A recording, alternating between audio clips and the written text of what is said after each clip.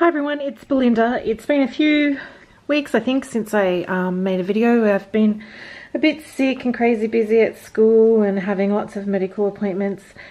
Anyway, I'm here today to take you through the differences between the Erin Condren Petite Planner travel journal and the Kikki-k travel planning inserts, which I have here in my old blush pink Kikki-k personal sized planner.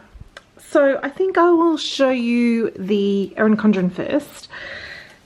It does not come with this band. I bought the set of 3 bands when I recently made an order with Erin Condren, and I've just popped this around here because I quite like the colour. The main difference between the two planners is that this one is more of a travel journal, whereas the Kikki-k is more of a travel planner. So at first I thought I was wasting my money buying both of them. I'd originally bought the Kikki-k travel inserts, and when I was doing an order for my daughters from Erin Condren, I decided to, seeing as I was paying the shipping anyway, which is incredibly expensive here to Australia, I'd pop in a travel journal as well so I could have a bit of a look at the Petite Planner. I really like the size. It comes with these really cute stickers and the pocket in the back. It's very portable, it's very light, and so what you have here is about a month's worth of planning, journaling, travel pages. So this little planner is divided into 4 weeks pretty much, and so you start each section with reservations and to-dos, then places for a packing list, followed by places to visit, entertainment, restaurants, shops, and a 7-day trip itinerary here. And then you have 2 pages to a day to record your daily adventures. So you can record what the weather's like, what you were seeing today, what you wore, places you went to, reservations you had, what you had for your meals, your favorite moment, a little bit of journaling space, I imagine. And this little box here, I guess would fit one of those Instamax photos perhaps. And then some lines here in this table to record your expenses for the day. And so for 7 days, you can see you have the Erin Condren symbol there in that dark pink color. That goes on for 7 days, and then you have exactly the same setup. A different color denotes that it's a different week. And so altogether there are 4 weeks of this. So it's the same setup all the way through. And then you have the cute little stickers that you saw before. I have used one of them. And that's pretty much it. A couple of notes pages here at the back. Let's see, 1, 2, 3, 4. So 4 notes pages at the back with the dot grid. And that's about it. So it's quite a sweet little planner. Like I said, it's really light, it's stitched, and so it'd be really easy to pop into your handbag or into your luggage and take with you as you're traveling. So what we have here is a much more structured and detailed place to be able to plan your trip rather than journal your trip as you go. It is quite a simple minimalist design. It also comes with a few stickers. You can change the tabs or insert more tabs with these labels here. Place for your contact details. And then there's some handy travel tips. And what I really like is that there are plenty of pages here for budgeting your travel. So working it all out before you go, how much things are going to cost. And then there are plenty of places for recording your expenses and tracking your spending while you are traveling. You have spots for recording your flights. So there are 10 pages like this, so 20 spots altogether to record your flight. So when I go, I'm not going to need 20 spots to record my flight, so I'll probably take those pages out. and save them for the next time I travel. So you have 20 for your flights, and then the difference between the sections is denoted by a sweet little symbol. So this one is a bike and it's for other types of transportation while you're traveling. And there are 10 pages of that. And then there are 10 pages to record your accommodation. So it's quite handy and it's going to last more than one trip. The next section you can see is for your itinerary. This really gorgeous little polka dot designs. You can buy the matching blue binder to put these pages in. You can buy it as a package, but I decided to just use what I had and save myself the money. I didn't need another binder.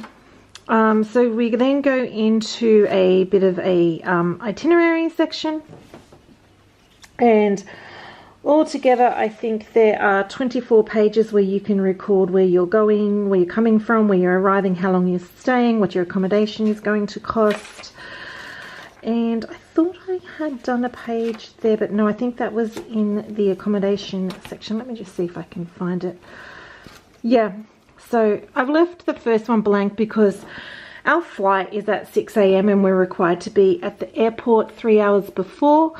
So we'll probably spend that night in Sydney, which is 2 hours from where I live. And then we fly into London. We'll be spending the first 5 days in London. I have booked that accommodation. And from London we'll probably go to Brighton, which is what I'm researching now, and then to Bath before we head over to Paris, and then back to the UK after we've been to Euro Disney and spent a few days in Paris. I think I'd like to go up to Scotland and at least see Edinburgh. But I've still got all of that to plan yet, which is why I've got these planning pages. So there's 24 of these itinerary pages, followed by 5 months worth of a blank monthly spread calendar. I really like having the monthly spread here. I thought it was a bit odd that there's only 5 months, but I only need 1 month, so that's not a big deal for me at all. Followed by some lined notes pages. The next section is for to-dos. It's got some travel tips and tricks, which I really like, and it's got some packing lists, which again I really like.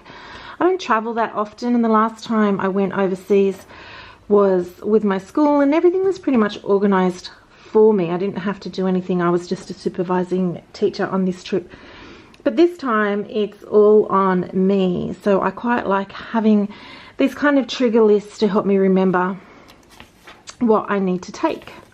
So make suggestions of what you should put in your main luggage, what you should put in your your take-on luggage, and then there's some blank pages, followed by some blank to-do pages,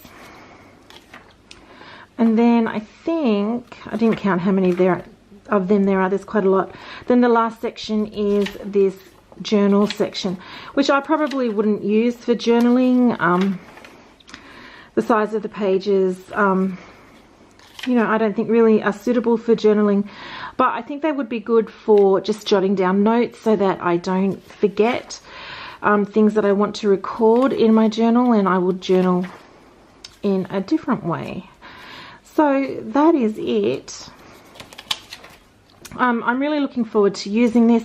I think while I'm planning the trip, I'll just keep it in this binder, and then when I'm on my way, I'll take out the pages that I need and put them in my Malden. Or maybe I'll just take this one, not wanting to risk losing my Malden while I'm traveling. If I lose this one, I don't really care. Anyway, that's the main difference between the two planners. They are both cute. They both serve a specific purpose. I'm glad in the end that I decided to get both of them. Although I'm not entirely sure if I will use this one or perhaps give it away either to one of my daughters who is coming on this trip with me, because really I don't really think that I'm going to be recording my outfits and what I'm eating each day.